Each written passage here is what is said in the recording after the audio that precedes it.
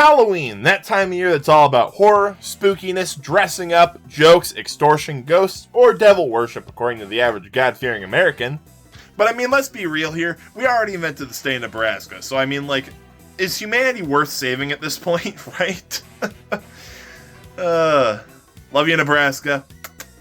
Though sometimes, celebrating Halloween gets a little old in real life, which is exactly where video games come into play. Instead of going through a haunted house in real life and hating every second of it, why not spook yourself in the digital realm?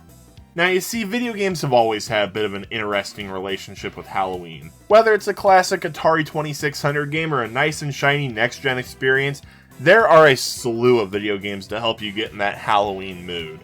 And that right there is exactly why I've raided my ever-growing game collection to help prepare not only myself, but all of you lovely folks in the peanut gallery for the spooky season. Inconveniently enough, out of the variety of games I pulled off my shelf, they all fit within 3 categories pretty neatly. So we may as well begin with the genre of games probably most associated with Halloween. That being...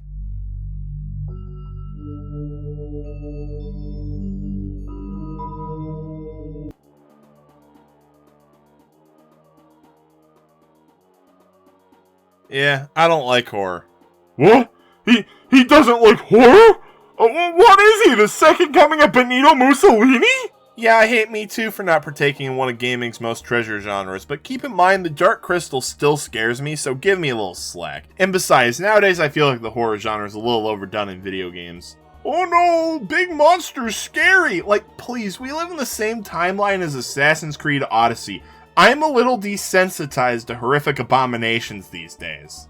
That being said, there was one horror game that I did get into. Well, that I got into vicariously anyway. That being Five Nights at Freddy's. No, not whatever the heck the series is nowadays. I'm talking about the original Five Nights at Freddy's. And Five Nights at Freddy's 2. And Five Nights at Freddy's 3. Actually, never mind, not 3. That one was pretty mid if we take nostalgia out of the equation. Now, yes, these games are fairly basic horror games. You know, scary killer animatronics want to jump scare you. Whoop-de-doo, so original. However, what makes the older Five Nights at Freddy's games so much fun is my new favorite buzzword, disempowerment. See, instead of handing you a gun and saying have fun like some horror games, Five Nights at Freddy's hands you 2 doors, a flashlight, and security cameras to keep you safe. Oh yeah, and a really crappy generator. Have fun!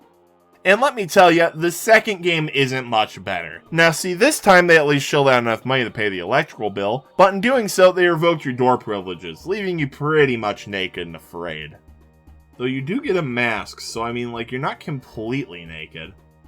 Oh yeah, and instead of only 4 killer animatronics that you have to deal with like in the first game, you now get 9 to keep track of, in addition to 1 puppet that... well...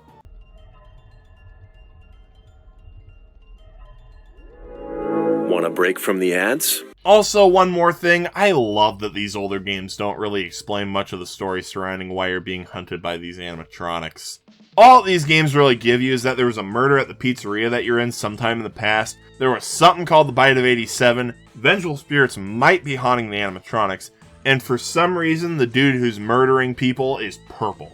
How or even if any of these plot points are connected to why the animatronics are stalking you is more or less completely up to the players to come to their own conclusions. Now, I have no idea whether this was an intentional world-building choice or if it was just a symptom of these games having a grand total of 9 months of development time shared between them, but either way, I love it. Most media of any kind which have mysteries involved have a natural tendency to want to explain the mystery away by the time the credits appear on screen, creating a sometimes satisfying conclusion, sure, but also leaving little to no room for speculation. Originally, FNAF did the complete opposite of this, not explaining a dang thing and letting the community figure it out through the crumbs of information we had. But now, I find it incredibly hard to believe kids these days have the attention spans to tolerate this. And besides, MatPat got into politics, so FNAF is automatically much less interesting. Anyway, is there any other horror game that I played that I want to mention?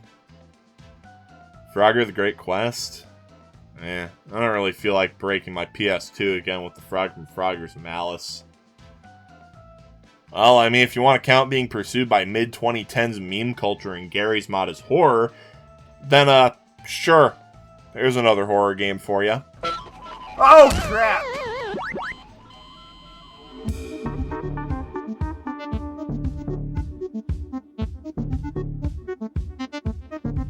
Now this is a Halloween vibe that I can get behind. Like the Museum of Witchcraft in Fallout 4, where you have to make your way through a dingy basement while something big drags corpses around on the main floor. Like, oh yeah, that's the vibe I live for, man. And since we're already talking about Fallout 4, there's this one mod called Vault Buddy Follower that I really want to talk about here. First off, oh my god, this thing is horrifying enough on its own, but the mod has to put the darn thing somewhere in an abandoned, dingy house? So anyway, you go through the house searching for the stupid thing until... Oh, hello, how's your day going? I don't like you, go away! Keep in mind, I played through this mod in 2019, and I'd be lying if I said I wouldn't scream like a little girl if I played through that mod again. Oh, hello! Okay, I don't like you, no, I'm hiding behind the door, don't shut the door! Shifting gears, we find ourselves in a rather odd genre to bring up when discussing spooky vibes. Racism simulators. Now, you see, a lot of multiplayer shooters really like to have Halloween-themed events to encourage people to log on and interact with them. And given that a grand majority of them are realistic shooters, they tend to go for a more spooky sort of vibe. Take Battlefield 2042, for instance. They made a whole season centered around rogue cyborgs revolting in a secret underground testing facility with a whole battle pass to further reinforce the vibe. I say, as Season 6 was one of only 2 seasons I didn't complete the battle pass in. And given recent online discourse, I think we can all agree that robots are pretty spooky. And on the other side of the coin, Call of Duty is also no stranger to Halloween-themed events, and given its dramatically higher output of games, we have a whole lot more to work with. And starting out the first Halloween event that I took part in, we find ourselves in Black Ops 4 with Operation Apocalypse Z, which really didn't do a whole lot to most of the game if I'm being honest here. However, if we take a look at the game's Battle Royale Blackout, we can see a whole lot of additions. Now, unfortunately, all this stuff that wasn't locked behind loot boxes were mere limited time additions to Blackout, so we can't really experience any of it anymore, which only serves to reinforce my point that Minecraft Hunger Games is the best Battle Royale by 1.5 miles, but we do still have trailers to show us what they added in. 100-player infected? A spooky visual overhaul? New weapon variants? COD Zombies references? Oh yeah, COD Zombies is also something we could discuss, but... eh. Man, like, this is totally the ultimate Halloween update. Like, the only thing that could go wrong with this is if they didn't release it for Halloween. Instead, released it in the middle of summer for no apparent reason. Are you kidding me? Well, too late to back down now. Transitioning to a game which doesn't release their spooky Halloween event in the middle of summer for some reason, Modern Warfare 3. Well, and Modern Warfare 2 as well to a certain extent, but mainly Modern Warfare 3.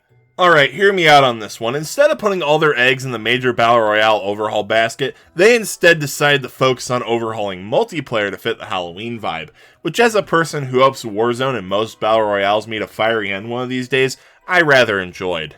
To begin, we have a bunch of cosmetics to fit the vibes, which, they were fine this time around, but I much preferred the MW2 Halloween cosmetics, which you can still use due to the carry forward feature this game introduced. We also got a handful of map reskins to make them more spoopy, as well as a brand new one set at a clown restaurant drive-thru thingy. And the scariest thing about it, aside from the clowns, is the fact that it's set in the equally horrifying state of Ohio. Like, what even is a Buckeye? Now, is this whole section mainly a ploy to talk about Modern Warfare 3 and say that it was a really fun game and that all of you who mocked us for playing it were missing out? Well, hey, would you look at that, we really got off topic there. So let's get back to some spooky stuff, like the original Uncharted game. Now, you see, on the surface, the original Uncharted game is a plucky little action-adventure game, easily comparable to that of an Indiana Jones video game. You know, before a good one of those came out. And just like all those films, everything has to hit the fan somewhere along the way, and that point comes when you find this big open room, and... oh, great. Just what I wanted, a bunch of brain-dead ghouls. And if you thought that was the spookiest part of this whole experience, think again, because you get stuck in an abandoned U-boat facility with them as they stalk you from the darkness, leaping out and attacking you, causing you to yell profanities at the television. Yo, bro, have you ever heard of vitamin D? Yeah, so I think I'm done with creepy monsters. Can we move into another type of spooky game, please? Alright, screw you too, Fate. So going quickly through this, zombie games are pretty much a dime a dozen anymore, and all of them do a fairly decent job at making you at least a little bit frightened. Whether it's lurking around dingy buildings hunting for supplies in The Last of Us, gunning down a massive horde of freakers in Days Gone, or realizing that Zombie U actually exists and it was a Wii U exclusive for a time, there's always at least something in these that make you jump out of your seat. I actually kind of like Zombie U. But man, who cares about zombies anymore? Those were so late 2000s. What the populace now craves are ghosts, and you already know where this is going. It's time to discuss Luigi's Mansion. And I mean, what's not to love here? You have various spooky haunted buildings to explore full of ghosts. And not just the, oh, it looks like Dean Curtis got stuck in the radiators again type of haunted. Like, full-on vengeful ghosts who probably never got to eat their toaster strudels because a derecho came through and knocked out power to well over half the state. That's the type of vengeful I'm talking about here. Yeah, I have a chip on my shoulder, so what? Oh yeah, we also have Luigi hanging himself in the attic if the ghosts weren't enough for you. Now yes, as the series went on, the games began to drift away from the eeriness of the original game in favor of more family-friendly spookiness. But I mean, does anyone really care? That little factoid there doesn't stop these games from being the quintessential Halloween games that they are. Wait a minute.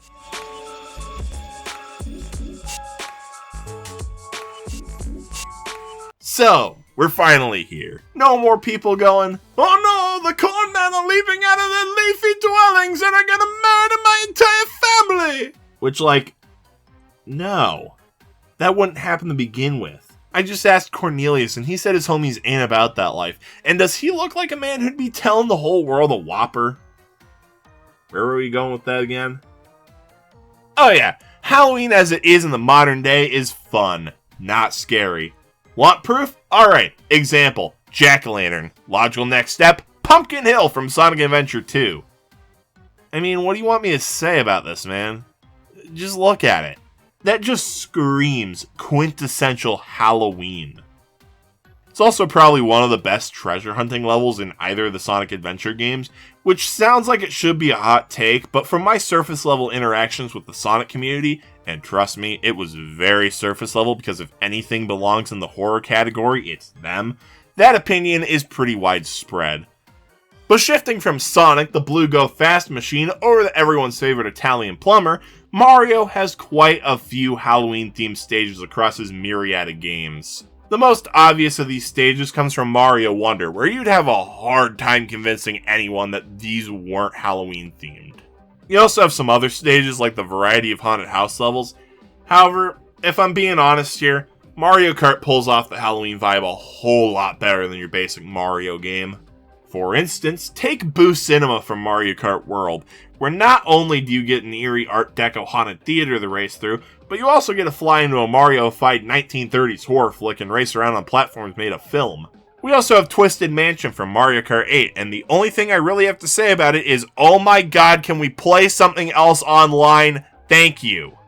There's also Bowser's Castle from Double Dash, which as of now continues to stand as the only one of this archetype to lean into the eeriness of the castle and not the, oh my god, everything's on fire! And finally, for all my fellow fleshy mammals out there with thalassophobia, we have Wario's Shipyard from Mario Kart 7. Man, screw the ocean. That place creeps me out. 7 out of 10. Too much water. Do better, God. Anyway, once again pivoting major 3D platformer franchises, Astro Bot is one of the best games I've played this decade. Oh yeah, it also has some pretty good stages in there with a Halloween vibe. Specifically, it has 3 stages, with each of them going for this gothic architecture aesthetic, which just screams Halloween, with these ghosts sitting around stalking you. Which, can I just say, I love the design of these ghosts.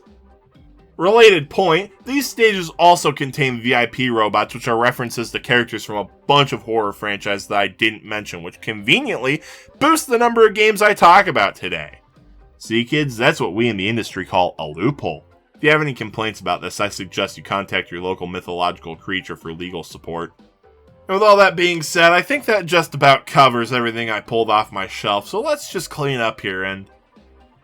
Oh man, slap my back and call me Sergeant Scoliosis. I nearly forgot about Animal Crossing New Horizons! I mean, how can we lump a bunch of games into a Halloween category without talking about at least one game that celebrates the actual holiday itself? So on October 31st, this lovable little thing named Jack tasks you to go around to your neighbors spreading Halloween cheer.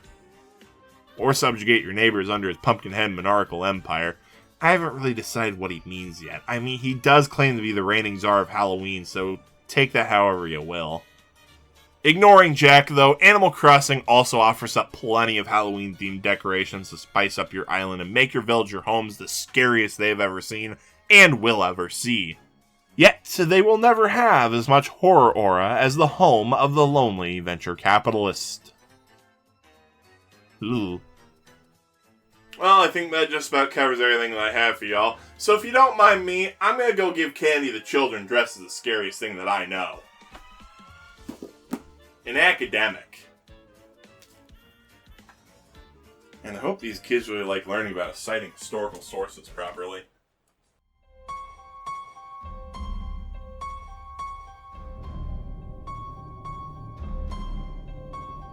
And what is that cretin?